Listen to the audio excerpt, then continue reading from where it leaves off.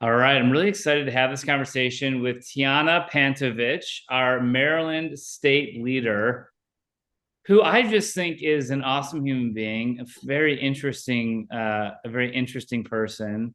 And Tiahna, we're hosting these conversations so that people can see the human beings behind this movement, Veterans for Political Innovation. So, tell the people who are you, Tiahna? Give us a little bit of your background on what brings you to this moment. I am the one and only Tiahna Pantovich. There is only one of me on this world, spelled as it is, so definitely unique. Um, my name is Tiahna, like I said. I'm a licensed master social worker here in the state of Maryland. So being a social worker really is my passion and what brings me out here. I started out in the Army. I got in the delayed entry program while I was, still in my senior year of high school and shipped off to Fort Sill to be an Arabic cryptolinguist. I spent my time in Monterey. And while I was in Monterey, I was still a registered independent in my home of record, the state of North Carolina at the time, which is where I shipped out of. And so I really faced some barriers there in voting while I was out in California trying to vote as an independent in North Carolina. Ultimately, my permanent duty station was Fort Hood, which is notoriously bad. That's where I became really a deep activist the way I am now. After Fort Hood, I was still an independent. I've been an independent this whole time. When I was in Texas, I realized kind of how difficult it was to vote as an independent in Texas. I was definitely barred from certain parts of the 2016 election, which is a really pivotal election in our America's history. So yeah, that kind of was the seeds of this. Obviously, that was a half decade ago. Proceeded to study psychology at Michigan, social work at the Mecca, the illustrious Howard University. And from there, I became even more of an activist. So, how do you think about your career in the Army, social work, and politics? What is the through line? And really, and I don't want to say politics because it's really about independent, advocating for independent, registered independence. What's the through line between those things in your mind? It's just this outsider feeling, this kind of feeling of not being the average Joe per se. Um, you really experience that as a female at Fort Hood, being a female in the service in general, but female at Fort Hood really felt that. Um, and being willing to take a stand, I believe that allows me to not be kind of a wishy-washy on my stances. And as an independent, when I came here to Maryland, I really didn't like that independents are called unaffiliated, because I am taking a stand. I am taking a stand and choosing to affiliate as an independent. And I think that being in the military and taking stands was a fragile and a delicate process. So when I mastered that delicate process of being able to take stances on certain things, keep in mind while I was in the service, the discussion around female and combat arms was, hot. And so it hadn't happened when I joined. By the time I got out, females were in Ranger School. And so taking, stances delicately, the Army taught me how to do that because I will still take a stance. I will still have an opinion on things, but learning the time and place to share certain things and the methods in which I wanted to share it as an individual. These are my individual opinions. This is not the opinion of the Army. And being able to discuss that in a diverse chow hall. I was, on a joint base at one time. There was Air Force, Marine Corps, Navy, and I was, wearing the uniform, at the chow hall. But this is my individual opinion, and kind of talking that way, I got better and better at. And not talking in kind of binary prose, they versus us. I'm very good now at saying, I feel that, or I think that, or my personal opinion is that. And adding that little bit in is key and crucial. Hmm. And I hear you. I mean, every time you and I talk, I hear like a level of intellectual rigor, just like a deliberate sense of decisions that you're making, actions that you're taking, and words that you're saying. Right. And I'm really interested in this because I think we live in a country right now where like the default sort of lazy approach is just sort of us versus them, right? And that gets fed a lot, and that's simple. It's almost soothing for a lot of people, but you're choosing to do something sort of different from that. There's also a theme I hear in you, and I think a lot of our state leaders as well. I can relate to this myself, which is you want to serve, and sometimes the service is uninvited. Like whether her serving during Don't Ask, Don't Tell, or as a woman at Fort Hood. That there's these experiences of like I'm actually here trying to do the right thing, but sometimes it doesn't Right. label that you want it. You're the And wave maker by trying to do the right thing, trying to lead the country towards open primaries. Like, how dare you cause these waves? But it really, goes into what you said is this is the habit. This is what we've known for 200 something years at this point. This is just what we've known. And it's hard to change things when they are cemented in such a way, but it's not impossible, right? We take up cement every day across the nation. We adjust cement buildings, we redo sidewalks all the time. So even cement can get morphed and changed and transformed.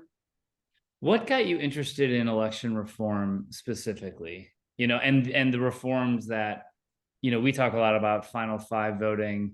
Are there how did you get from the moral commitment to being an independent as a statement that is not ambivalence? It's not I'm in between the two parties. It's like a statement of it's a declaration of independence.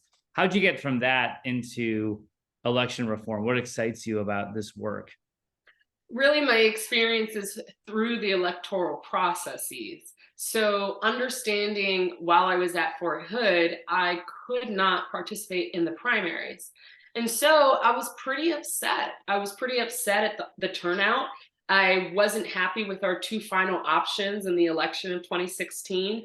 And while this is an ambitious thought, we do know that one vote does count. We know that every vote matters and can really tip things. And so, while at the time I was very much like, well, if I could have voted in the primary, maybe it'd be a different person that we have right now.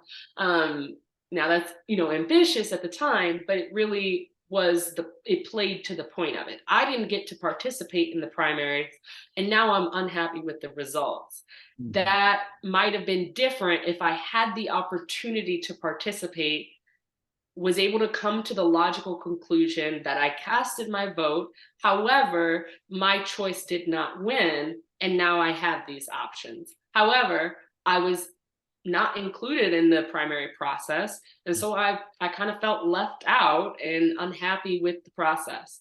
Then I went to Michigan, which had open primaries, or primaries where independents could vote in them, and kind of seeing how that worked really well. I was really happy with the process there. It was very smooth, but it was very intellectual. Um, and we see a little bit different how folks base their electoral processes state by state. Are we doing this intellectually, or are we doing this with brute force type of mindset, strong arming people to do certain things? Mhm. Didn't like that. So then come to Maryland, and again, not really happy. I'm not unaffiliated. I'm not taking an apathetic approach. I'm really, really involved in this. I've always been really, really involved in this. I've always really, really cared about this. But now all of a sudden, I'm this unaffiliated person who can't choose. But I've made this choice. I make this choice every time I renew my registration. Every time I move, I make this choice. This is a conscious choice. So let's not exclude people who are choosing to do this. And now we live, as we talked about, in such a binary world. And it's very easy when folks have one identity to live that way. Um, I am biracial. My whole life is not black or white. It is black and white. The whole world, every single thing I look at, from the moment I open my eyes in the morning to the moment I'm dreaming, it's not black and white. It is black and white. It is not black or white. I'm living in a meshed world, and that's how I can see it. I call that a privilege and almost a superpower to not look at the world in such a binary way. But unfortunately, I do live in a binary world. Up until the 2020 census, I had to choose. I was forced to choose. Upon entering the Army, I was forced to choose to disclude one of my parents so that I could fit in this very specific box. And so just seeing this, all of these processes play out the way they do in such a binary way really disgusts me as someone who, I cannot look at the world. It's impossible for me to look at the world as black or white, because when I look at myself, I see black and white. Mm. It's so interesting. And do you think that people that are living in this kind of duality, which is the majority of the American people who are voting in these election systems, do you think that they have a sense that they're stuck in this system as well? Or, because I sort of get this feeling that people all feel like victims to a flawed system, and yet they don't know the path out. What do you think? How do we change that? What do you think is the opportunity here? I would, even correct. I don't believe folks, believe they're victims in the system. I can agree that folks think they're stuck in the system, but some folks think that it works just fine. Mhm. So that, I would say, the folks who understand the oppressive capabilities of this system, that those folks might feel, stuck in this and victims of this. But other folks, I just think it's of habit. Keep in mind, I'm a social worker, I'm a therapist, I have a full client load, and I see folks, and oftentimes I hear a sense of hopelessness and stuckness, much less victimhood in the political sense. I just, I get more stuck vibes than victim vibes. Yeah. So, what's your hope for Veterans for Political Innovation? And I'll even maybe make this like my final question. So, Veterans for Political Innovation, but even expand out. What is it? What would be your hope for the United States in the next, 10, 20 years? If you could wave a magic wand, what would happen? Okay, so my 10 years, I'll take your question very literally. In 10 years, I would like to see more open primaries, whether that's a national push or not. I definitely want to see it tip. I don't want to see a handful of states have these open primaries. I would rather us lean more towards that being the norm, and maybe potentially having to, pull in the more conservative states at that point. In 10 years, though, I don't want, it just being these forward thinking states like Nevada and Alaska that are, doing these open primaries or final five or ranked choice voting. I would rather see it spread, something like 30 states to have it in 10 years. In 20 years, in 25, I'm running for president. And so in 20 years, I would ideally like to see more females being able to take advantage of this opportunity, more females in these higher level positions right across the Senate, across the House, and it just be, like I said, more normal, not sprinkled across all over. And I would like to see it across all parties. We don't see that many females on certain sides of the aisle, and I would like to really expand that. I think ranked choice voting or final five or open primaries would allow more females on both sides of the aisle and into the extra parties kind of in the back. And then I would like, in 25 years, that to just be how we're moving. A female like myself, a brown female, I would like that to be an open opportunity for me to run for president. I'm an American citizen and a US Army veteran. I absolutely deserve to be able to run comfortably for president. As many other people in my situation, that's the American dream. I should be able to go as high as I want to. And a common phrase, a statement that I have, ethos that I live by, is that the sky can't be the limit if there are footprints on the moon. We got there. America got there. We can't say, oh, dream as big as you want, the sky's the limit, because America went beyond there and put our flag on the moon the way we did.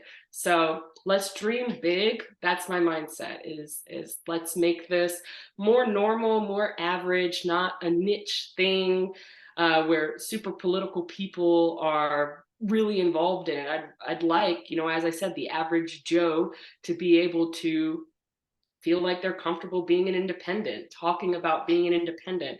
And I would like in the 5-year term, the fieriness, the hostileness of politics to simmer. We need to tone it down. We really need to tone it down. We're seeing that people look at us.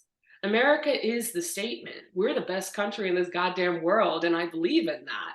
And so, but folks are looking at us.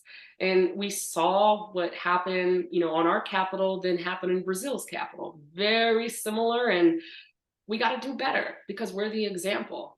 And that's my stance on it. Tiahna Pantovich, thank you so much for your time and for all that you're doing for Veterans for Political Innovation in the state of Maryland and beyond. I'm glad to be in this corner with you. So thank you. Thank you.